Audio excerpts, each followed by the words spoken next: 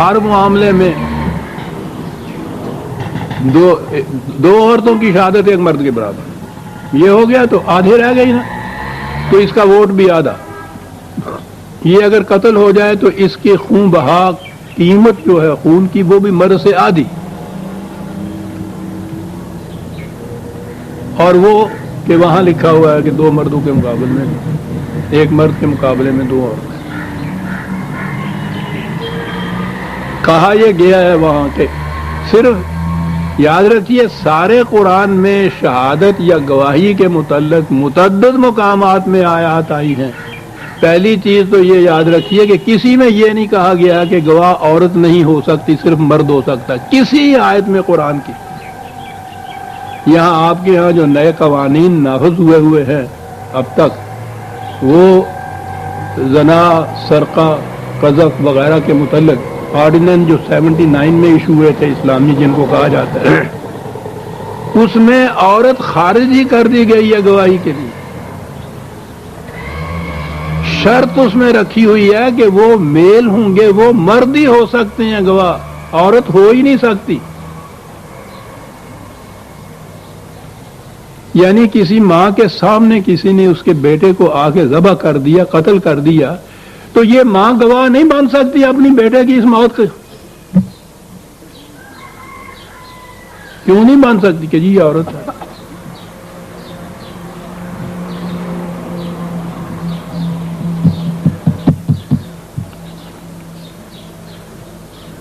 دس عورتیں بھی کسی کو چوری کرتے ہوئے دیکھ لیں تو چوری ثابت نہیں ہو سکتی، کیونکہ گواہ مرد ہونا چاہیے، اور یہ تو عورتیں ہیں۔ یعنی ان کے اپنے گھر میں چور گھس گیا ہوا ہے، اس نے سامنے ان کے وہ لوٹ رہا ہے۔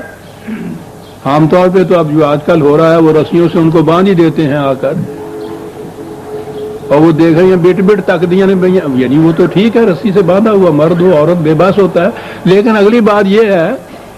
کہ ان کے سامنے وہ چوری ہو رہی ہے، ان کو معلوم ہے کون چور ہے، یہ چلیں گے، یہ وہاں جا کے گواہی نہیں دے سکتی کہ یہ چور تھا۔ تو پہلی چیز تو یہ ہوگی کہ عورت کی گواہی ہے نہیں۔ اس آیت کی روح سے یہ کہا کہ جن معاملات کے اندر گواہی ہوگی، یعنی یہ تو خود فیصلہ کر دیا نا ان میں جو ابھی تک جاری ہوئے ہیں قوانین، کہ ان میں تو عورت گواہ ہو ہی نہیں سکتی۔ جن معاملات میں عورت کے متعلق یہ کہیں گے گواہ ہو سکتی ہے، تو ایک مرد کے مقابلے میں 2 عورتیں آئیں گی۔ قرآن نے وہاں صرف ایک مقام پہ یہ بات کہی ہے کہ اگر قرضے کے لین دین کی کوئی بات ہو اور اس کے لیے ایک دستاویز لکھی جائے، تو اس تحریر کے اوپر، دستاویز کے اوپر وہ جو گواہ شد ہوتا ہے نا، نیچے لکھا ہوا گواہی ہو، تو وہ مردوں کی گواہی ڈلوا لی جائے۔ اگر ایسا کہیں مقام ہو کہ 2 مرد نہ ہوں تو اس میں 2 عورتوں کو گواہ شد کر لیا جائے، اور آگے اس کے لکھا ہوا ہے کہ یہ اس لیے کہا گیا ہے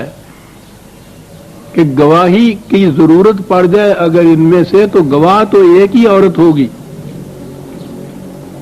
لیکن اگر وہ کہیں بھول جائے، اس کو گھبراہٹ ہو جائے اس عدالت میں آ کر، کسی طرح کنفیوز ہو جائے،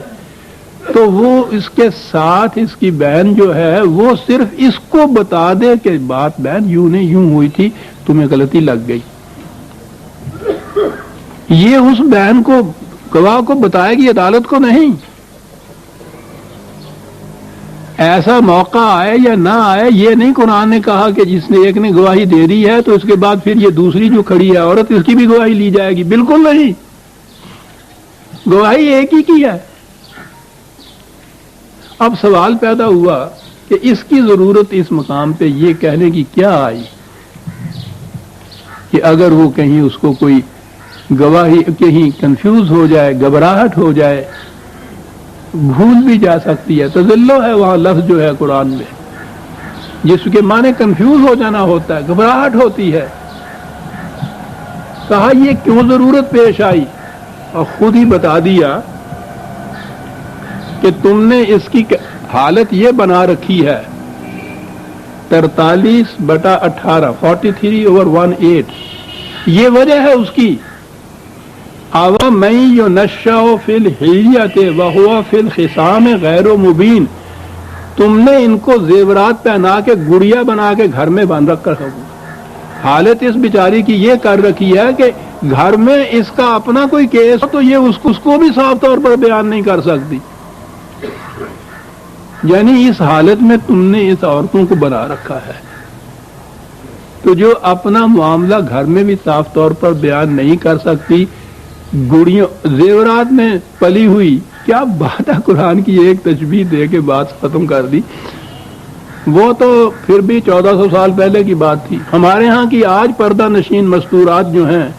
ان میں سے کسی کو پہلے عدالت میں لے جائیے، اجنبی مرد، مجسٹریٹ بھی اجنبی، وکیل پھر ترجیح وہاں ترجیحیں کرنے والے، فریق مخالف کھڑا ہے، اکیلی پردہ نشین عورت گھر سے نکال کے وہاں جا کے کھڑی کر دیجیے، پسینے چھوٹ جائیں گے اس کے، اوسان خطا ہو جائیں گے. یعنی عجیب بات قرآن نے اس کے تجویز کے لیے کہا کہ ایک نفسیاتی تقویت ہونی چاہیے اس بیچاری کو کہ کوئی بات نہیں، ایک میری ہم نفس ہم نوا میرے ساتھ کھڑی ہے، میں تنہا نہیں ہوں یہاں.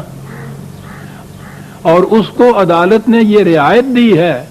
کہ اگر کہیں تمہیں بھول چوک ہو جائے تو یہ تمہیں بتا سکتی ہے، حالانکہ یہ اس کی اجازت نہیں ہوتی عام طور پہ، یہ تمہیں بتا سکتی ہے، اور جو کوئی یہ بتائے گی ہم اس کو ایکسپٹ کر لیں گے. اس کمزوری کی بنا پہ کہ تم نے اس کی حالت یہ کر رکھی ہے، زیورات میں پلی ہوئی، اپنا معاملہ گھر کے اندر بھی یہ صاحب بیان نہیں کر سکتی. عزیزان،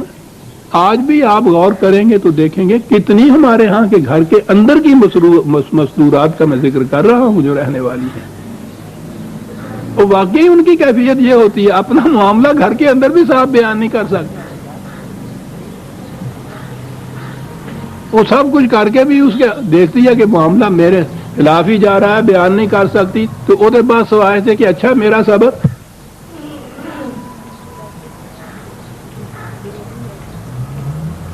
بیچاری یہ تو زیادہ کچھ کرتی نہیں ہے، اچھا میرا صبر، میں کی کیا، اللہ تو سنتا نا. آج بھی یہ حالت، کہا کہ یہ کیفیت تم نے عورت کی کر رکھی ہے، اس لیے ہم نے ان حالات کے تابع یہ کہا ہے کہ وہ اکیلی وہاں اگر چلی جائے گی تو اس کی یہ کیفیت ہو جائے گی، اس کو کوئی نفسیاتی سہارا ساتھ ہونا چاہیے کہ ایک بہن تو میری ہے، اور اس کو رعایت دے دی گئی عدالت کے اندر کہ یہ تمہیں بتا بھی سکتی ہے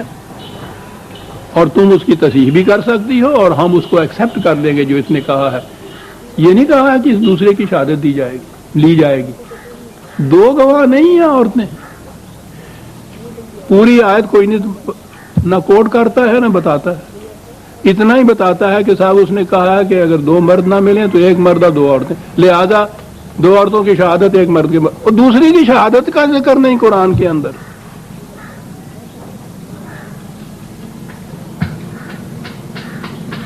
اب آئیے جو آیت ہمارے سامنے تھی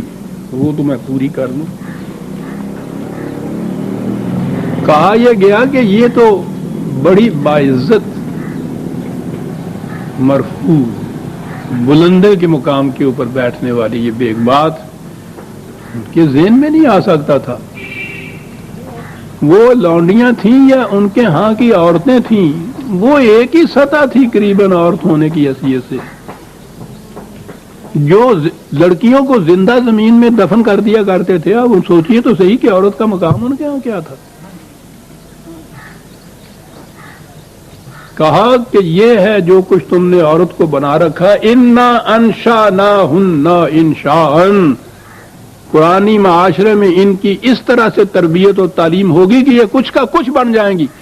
کیا بات ہے لفظ قرآن کا، یہ ایک نئی مخلوق بن جائیں گی. ہم ان کی اس طرح سے تربیت کریں گے،